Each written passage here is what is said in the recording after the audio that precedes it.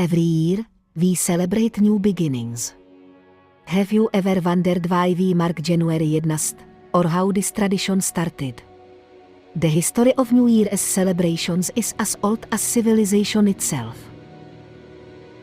The earliest festivities date back over 4,000 years to ancient Mesopotamia, celebrating the vernal equinox.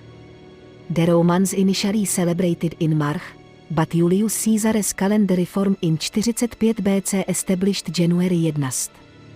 This honored Janus, the god of beginnings and transitions. Throughout the Middle Ages, various cultures observed New Year's on different dates. The widespread adoption of the Gregorian calendar in the 16th century finally made January 1st the universally recognized start of the year. This unified our global celebration of hope and renewal.